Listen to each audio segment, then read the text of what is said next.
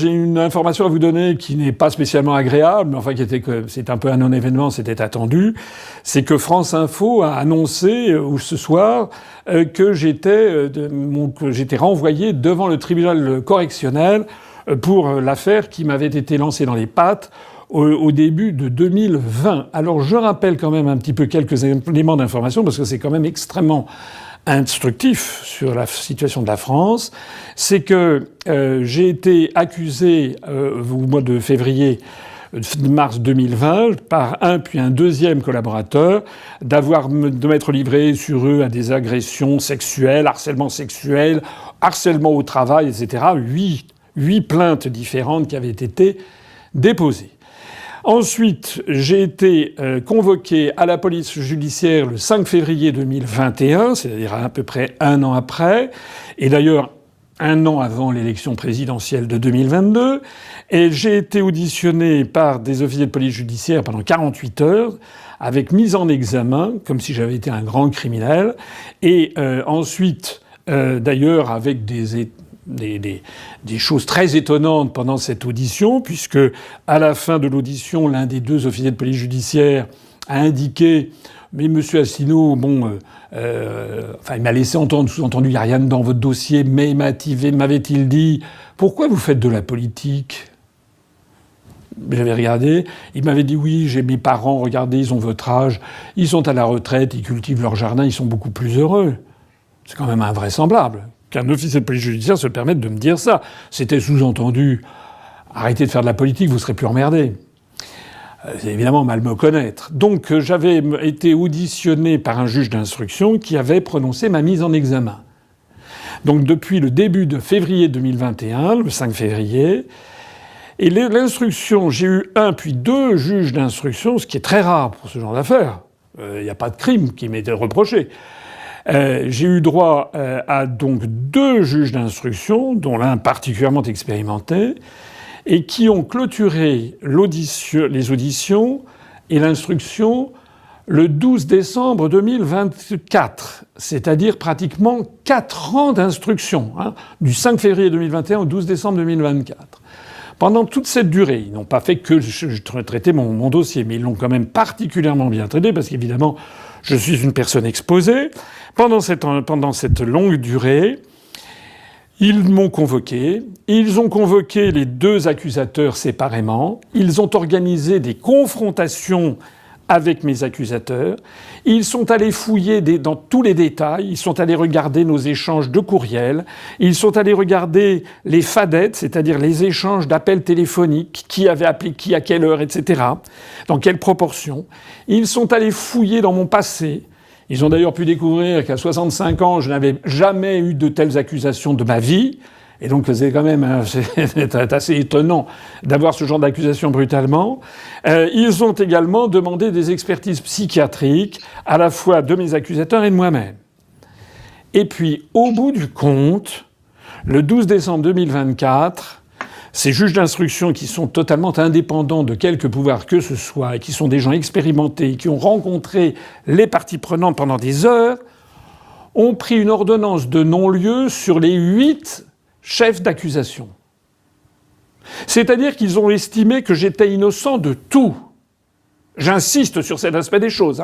On n'est pas dans un entre-deux. C'est-à-dire que des juges d'instruction qui ont fait leur boulot et très sérieusement leur travail ont fait ça. Sont parvenus à cette conclusion. Entre-temps, d'ailleurs, l'un de mes deux accusateurs, en juin 2023, avait lui-même écrit spontanément. De toute façon, moi, j'ai l'interdiction d'être en contact avec eux, avait spontanément écrit aux deux juges d'instruction, parce que c'est quelqu'un qui, je pense, est quelqu'un qui a une conscience, qui a des scrupules, une conscience morale. Il a écrit pour dire qu'en fait, il retirait sa plainte, parce qu'en fait, les accusations qui avaient été portées contre moi lui avaient été vivement suggérées par les officiers de police judiciaire. Et donc, il n'y a donc plus d'accusateur. Et il se trouve par ailleurs que malgré cela, fin 2020, il y avait 15 jours pour faire appel, le parquet a fait appel. Le parquet, c'est ce qui dépend du gouvernement, c'est ce qui dépend du garde des Sceaux. Le parquet a fait appel de la décision des juges d'instruction. Et donc le parquet a fait appel, et c'est parti pour de nouveau une année, et c'est arrivé devant la chambre de l'instruction, qui, comme c'était attendu en fait, parce que ça n'est pas sans précédent, mais il est très rare que la chambre de l'instruction s'oppose au parquet, et donc la chambre de l'instruction a décidé de me renvoyer devant le tribunal correctionnel. Mais entre-temps, il s'est passé quelque chose d'assez incroyable, c'est que malheureusement, l'un de mes deux accusateurs, celui qui avait maintenu d'ailleurs ces accusations, est décédé dans un accident de voiture le 14 juillet de l'année dernière. Un accident de voiture effroyable, il était avec un... Bon, bref. Donc, ça veut dire que la chambre de l'instruction, qui ne m'a... comment dirais-je ? Le parquet, qui a fait appel, la chambre de l'instruction, qui a décidé de me renvoyer devant le tribunal correctionnel, ne m'a jamais rencontré. N'a jamais rencontré les accusateurs. Et pour cause, puisqu'il n'y a plus d'accusateurs. Puisque d'une part, l'un est décédé, d'autre part, l'autre, ça fait 3 ans qu'il a retiré sa plainte. 3 ans. 3 ans. C'est-à-dire qu'il n'y a plus d'accusation contre moi émanant d'accusateurs. Les deux juges d'instruction, pendant 4 ans, ont épluché absolument tout ce qu'ils pouvaient éplucher, en remontant, en téléphonant à des collaborateurs que j'avais eus il y a 20 ans, etc. Ils ont examiné... L'examen psychiatrique est très intéressant à lire, d'ailleurs, qui a dit qu'il n'y avait absolument rien du tout là-dedans. Malgré cela, je suis déféré devant le tribunal correctionnel. Et comme par hasard, c'est la chaîne de télévision, de radio publique, France Info, qui balance cette information. Bien entendu, 1 an avant l'élection présidentielle. Quand vous aurez compris qu'on est à 1 an de l'élection présidentielle, que l'on commence bien sûr à s'intéresser à la collecte des parrainages, tout ceci est cousu de fil blanc. Mais je voudrais quand même attirer votre attention sur ce qui est en train de devenir la France. Parce que pendant que l'on me poursuit dans une espèce c'est insensé. Je suis poursuivi. Encore une fois, j'insiste, les 2 juges d'instruction ont dit qu'il n'y avait rien, une ordonnance de non-lieu sur les 8 chefs d'accusation, et je n'ai plus d'accusateur. Malgré cela, le parquet, sous les ordres du gouvernement, veut que je sois poursuivi devant le tribunal correctionnel, bien sûr pour faire des médias, avec des médias qui sont à leurs bottes. Mais au même moment, je rappelle que Mme Ariane de Rothschild, dont le nom est cité 5000 fois dans l'affaire Epstein, n'a toujours pas été auditionnée. Monsieur Jack Lang, lui, bénéficie d'une protection judiciaire décidée par Macron. Je rappelle que l'affaire Epstein est suivie par la police judiciaire en France depuis 2019, depuis 7 ans. Et là, il ne se passe rien. Je rappelle que le président du Sénat et le président de l'Assemblée nationale ont décidé de bloquer les commissions d'enquête sur l'affaire Epstein. L'affaire Epstein, là, c'est du sérieux. C'est une affaire internationale, intercontinentale, où il est question de crimes épouvantables. Voilà ce que c'est que la justice en France. Alors, ça n'est pas fait pour surprendre ceux qui suivent, évidemment, la scène politique française. Tout le monde voit bien qu'à partir du moment où vous commencez à vous opposer vraiment au système, vous êtes blacklisté médiatiquement, c'est ce qui m'arrive, ce qui arrive à d'autres, et vous êtes interdit, vous êtes poursuivi en justice, vous n'avez plus le droit de vous exprimer, vous n'avez parfois même plus le droit d'utiliser vos cartes bancaires, vous pouvez même plus revenir en France, vous êtes bloqué à l'étranger, et vous avez tous des noms à l'esprit de ce qui arrive en France, qui était autrefois le pays des droits de l'homme prétendu, et qui bientôt ça sera définitivement perdu, avec notamment le bouclier démocratique, vous savez, prévu par le DAS, etc., prévu par l'Union européenne, la loi Retailleau maintenant qui est en train d'envisager, si vous voulez, que toute parole porteuse de haine, ça sera l'interdiction. Mais qu'est-ce que c'est qu'une parole porteuse de haine ?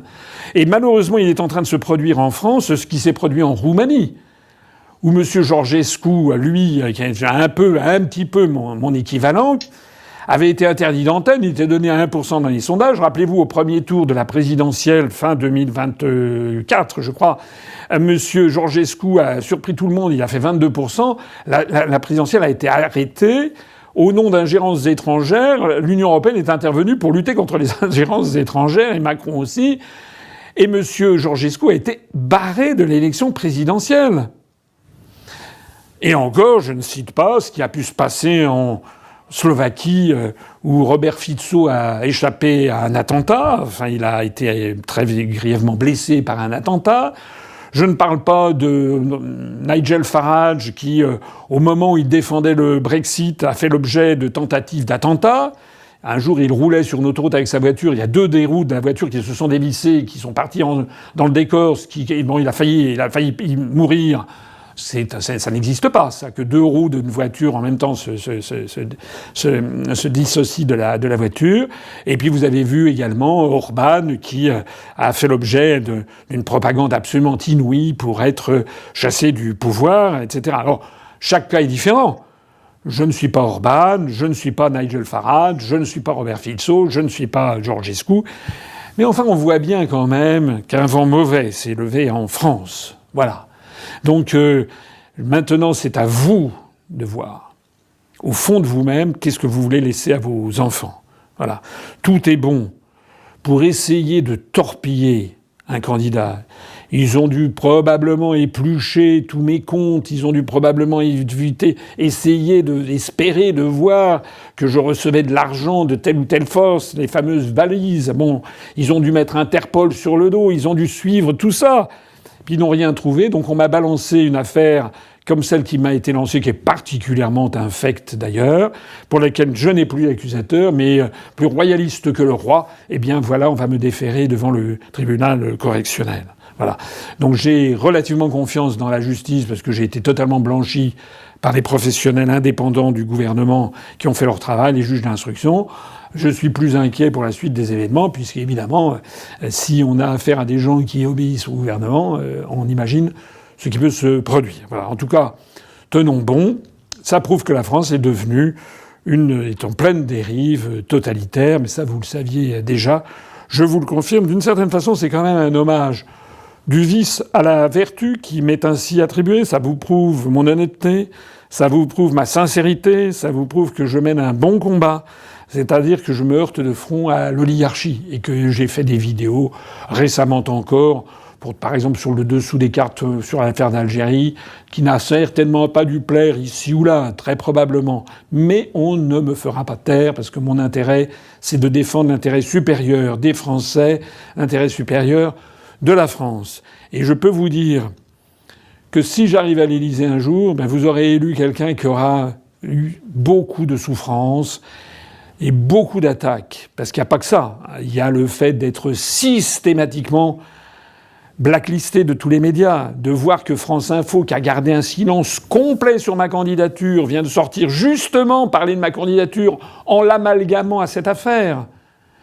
Vous comprenez que quand je vois que les sondages systématiquement omettent mon existence, quand je vois que les recours que nous avons faits devant le CSA, devenu l'ARCOM, puis les recours contre les réponses de l'ARCOM, des recours devant la commission des sondages également, et que ces recours ont été, à chaque fois on s'est fait jeter, quand je me suis porté devant le Conseil d'État ou devant le Conseil constitutionnel, et qu'à chaque fois, j'ai tort, tout le temps, il est évident qu'il s'agit d'une entreprise de démolition psychologique.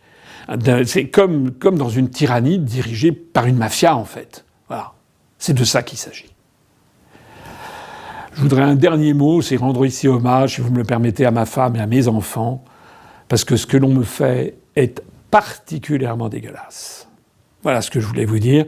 Et j'espère, comme tous les gens qui me connaissent ici à l'UPR, les gens, mes collaborateurs qui me connaissent depuis 12 ans, qui savent qui je suis, qui savent très bien à quel point les accusations qui ont été lancées contre moi, en fait, sont ignobles, eh bien, je vous remercie tous de me suivre et je vous dis hardi parce qu'on ne tire pas sur une ambulance. Parce que cette affaire-là vient du fait que les services de renseignement du gouvernement, ce qu'on appelait autrefois les renseignements généraux, ils savent que nous sommes présents sur le terrain et ils savent, il suffit de regarder les réseaux sociaux, ils savent que de plus en plus de gens commencent à s'intéresser aux analyses de l'Union populaire républicaine et à ma candidature.